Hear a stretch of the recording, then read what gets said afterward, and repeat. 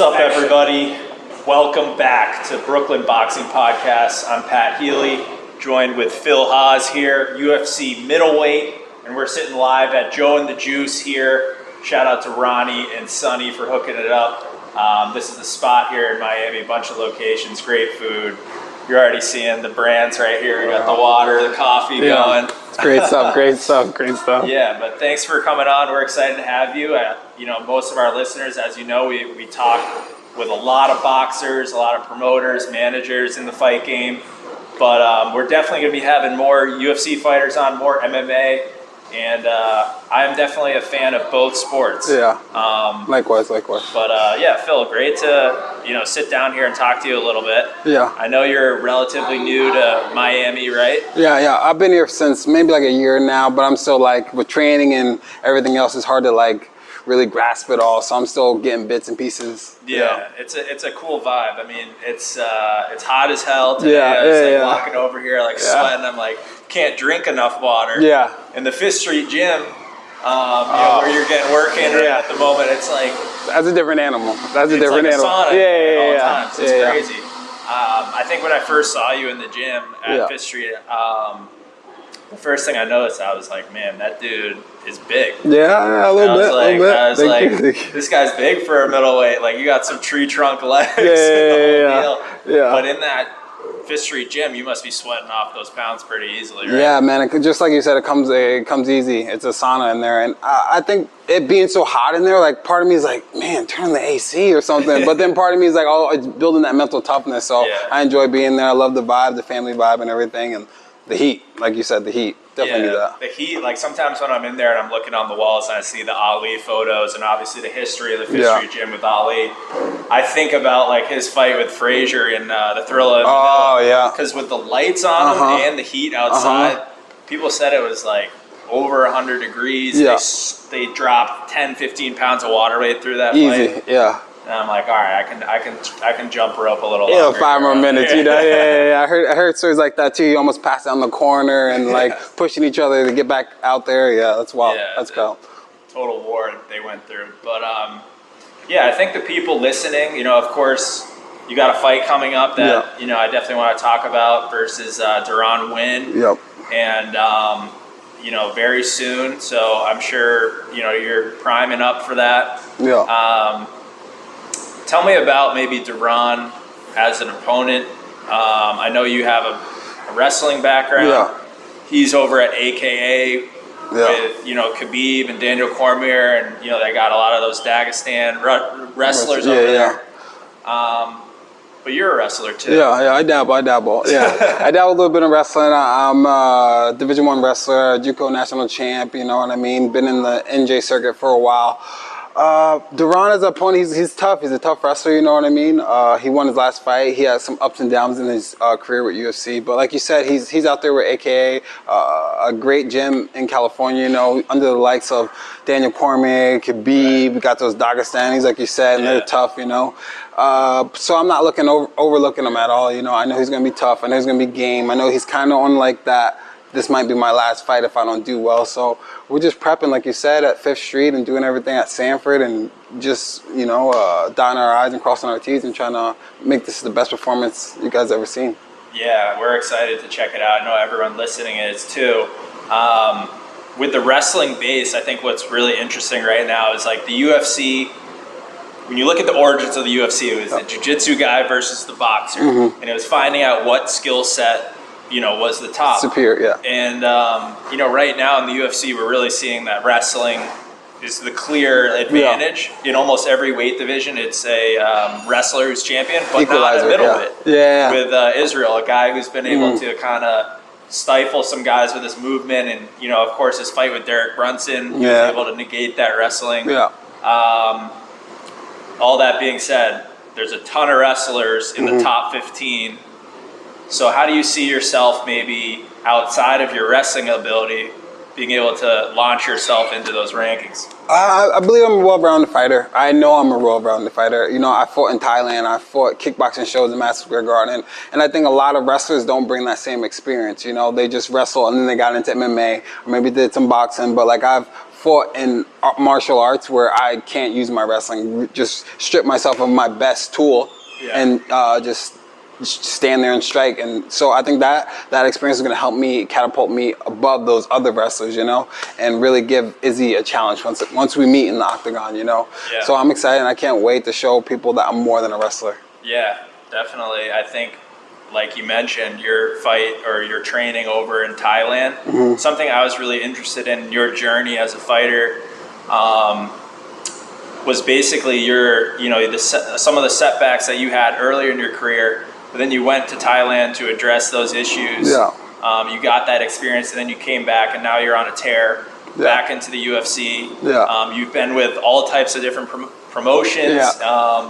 So tell us about the mental side and what changes you made from when you were down, coming off of some losses, and then you had to kind of evaluate yourself, be honest with yourself, and say, all right, these are the moves I need to make. This is what I need to do to get better. Was that a quick process for you, or did it take a lot of work for you on the mental side to rebuild yourself?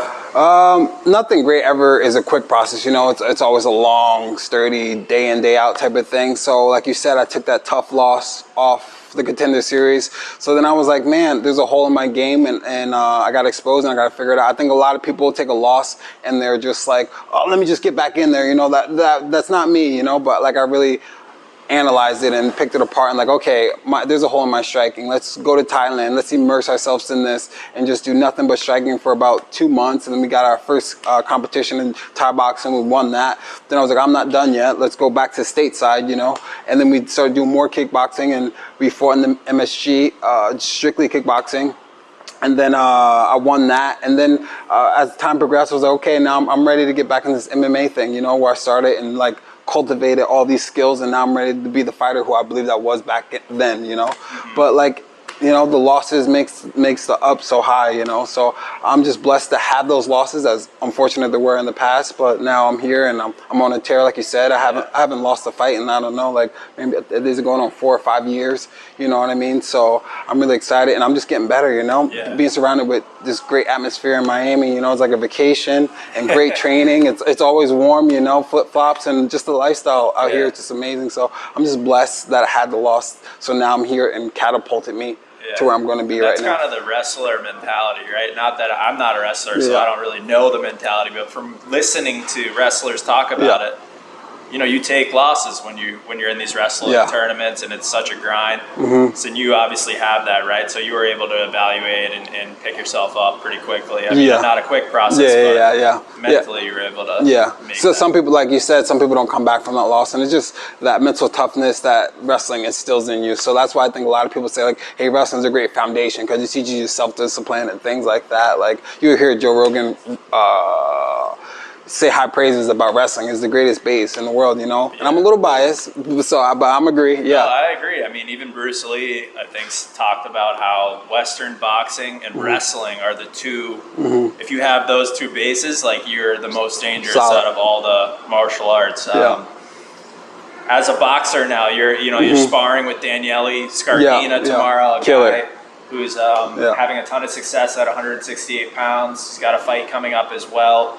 I guess tell people about what it's like to be in there with high-level boxers, and like, how does that add to your mixed martial arts game? Because boxing in the UFC, or MMA as I should say, is a lot different because the range is different. Maybe you're not slipping punches as low because of kicks coming up and things like that. So like, what can you take from sparring top-level boxers? Man, boxing is really one of the staples that really changed my game. Like, I went to Thailand, came back, but I hooked up with a coach called Danny Carbonell in New Jersey, you know, and he just showed, like, boxing teaches you all the intricacies of slipping and like knowing if you get hit, you're not made of glass. And I think you see a lot of wrestlers, if they get hit, they tense up and they like, you know, they look uncomfortable on their feet. And so just like having those skills developed at 5th Street and with Danny Carbonell and the boxing techniques helps me be more comfortable on my feet. Like, I'm not made of glass. I sparred Danielle. I spar. And when I go to these boxing gyms, I get butterflies every time because these guys, they're they're badass. You know what I mean? And like it feels like a fight to me because there's people and there's crowd and there's people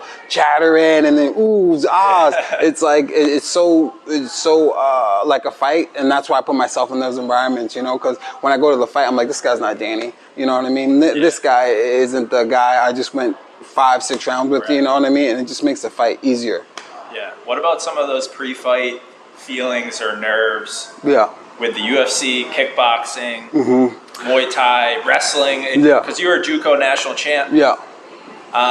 Is it all the same feeling? Is it a little more intense when you're in the cage? Yeah, I heard someone once say like, what'd they say? Fighting is just like wrestling, and it's not. Like the feeling's totally different. I know when I get into wrestling, I just step on the match, win or lose, I'm gonna probably walk out okay. You know, a fight you can walk out mangled. You know, like there could be a career-ending injury in there. So the nerves, they're definitely still there. But I have a great sports psych coach, Matt Hamill, and he we got it down to pieces. We got it down to a science, you know, and just also self-development. I'm always looking at self-help books and like sports psychology books, and always just trying to, because that mental aspect of the game is so important. I think a lot of fighters underlook it. Yeah, I think there's so many fighters like yourself that talk about that mental aspect and the confidence that's so important in fighters' success. And you're a guy who's had experience in all these different promotions prior to the UFC.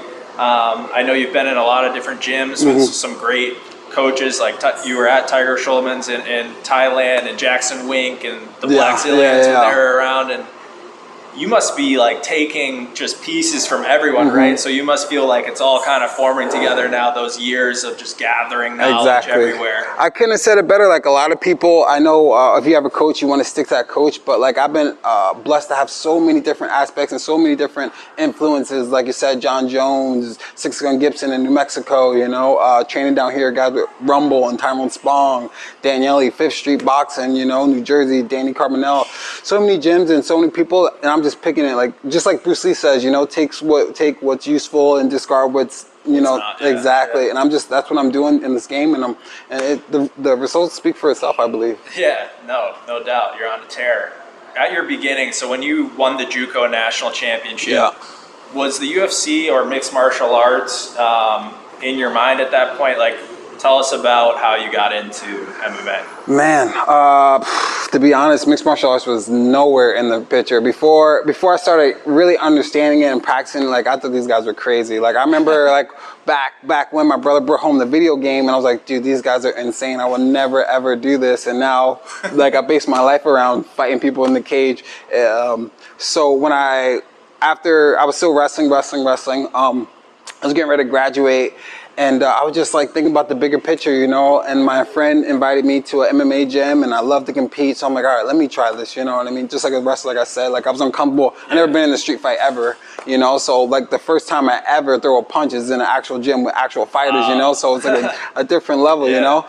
But it was just like, it was competing, you know, and I want to be the best. So it was easy to just take that wrestling mindset, that grind, and just toss it, go full board with MMA, and everything started progressing. I was like, man, I love this. It's so unnatural to me as a like calm person. I've never been in a street fight, you know? So having this part of me and like exploring it is like, okay. Was that a shock to like all your friends or family? Were they like, what? Like, yeah. My mom has a heart attack every fight, you know. It's still a shock to me sometimes, you know, but my faith in God and everything just helped me so much get through the nervousness and everything of like, man, I fight dudes for a living, you know, like this is crazy, you know. I have never threw a punch in the street. I mean, that's insane to me that like you never had a fight. Never. Prior to being in the gym. Yeah, never ever had a fight. Now it's like you're as close as you can get to fighting to the death. Yeah, yeah. When you say like, it's pretty much as close as you can get in the UFC. Yeah, when you say like that, I mean, were you feeling like when you first got in there, getting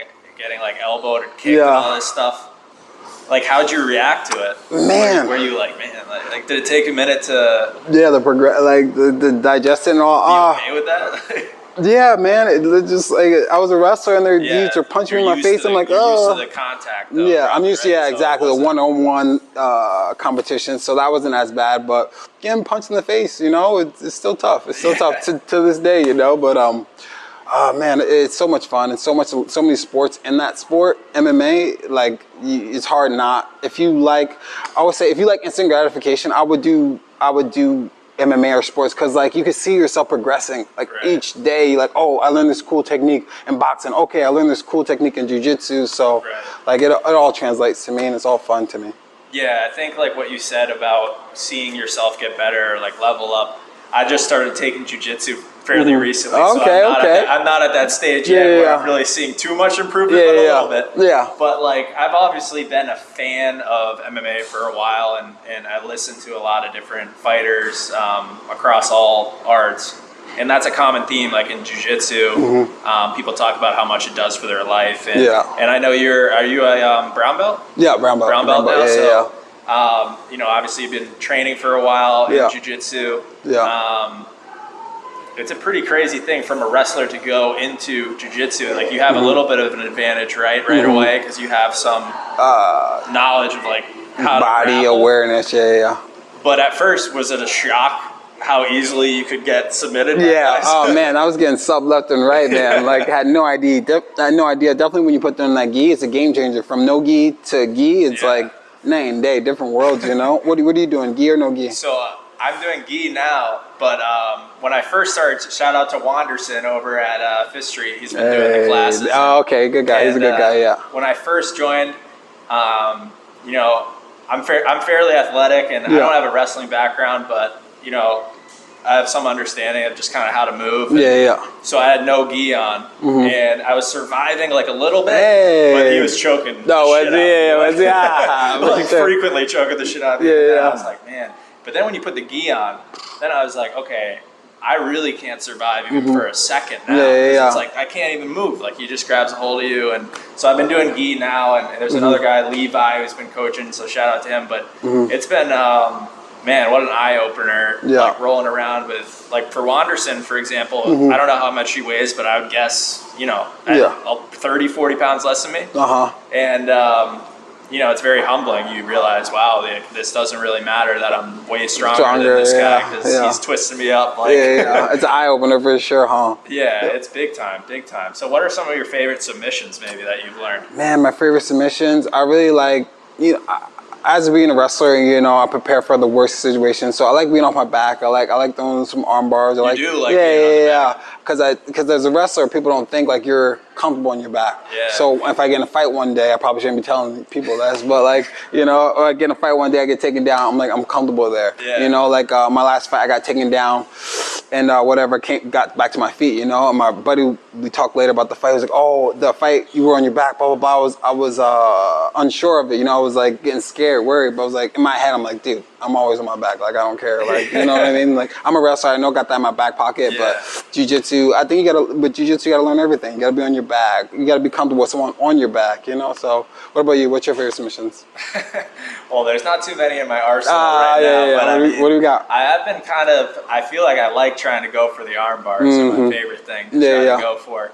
Not too successful yet, but I'm getting better. And man, right now I'm just trying to survive, especially going with some of these black belts like Wanderson, Levi, black belt. And Levi's bigger guy. He's probably like around my weight, so it's hard to deal with him. And but there's so much to learn. It's like infinite submissions or even like sweeps, especially with the gi too. Like, and it applies to real life. I mean, it is legit self-defense. Like they were showing the other day, just with you know, wearing your T-shirt, how you can use that as a gi to choke somebody.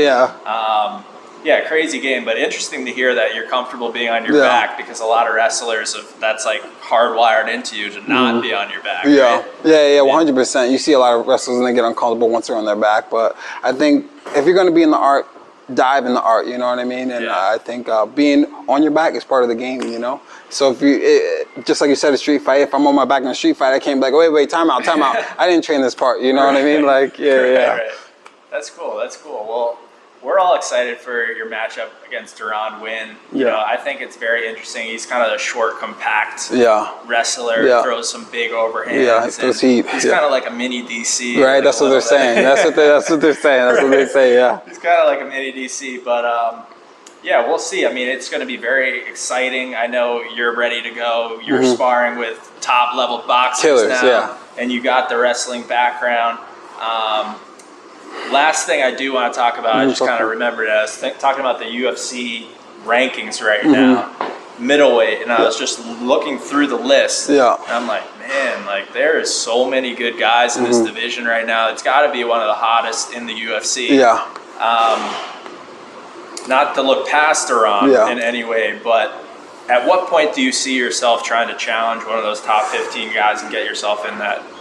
It's a funny situation because the last guy I beat, he's fighting the guy who's ranked number 14th, and then the other guy I beat before that, he's fighting the guy that's ranked number 10 maybe. So the last opponents I beat are fighting ranked opponents, you know. So it's kind of weird situation going on. But after Duron Win, we're just going to win, and we're just going to take our time. We're going to put our head down and just keep working, you know what I mean? I believe, because a lot of people brought that up, like, why are people you beating fighting more ranked opponents, you know?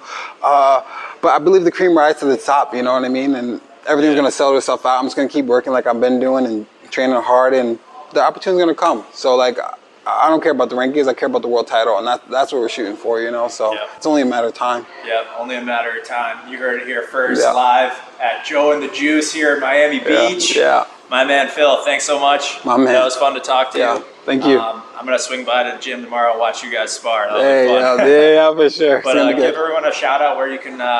they can follow you on IG and all that.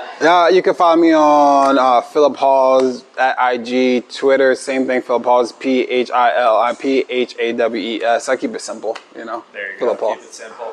Everyone go check that out. Follow us on YouTube at The Pod Matrix.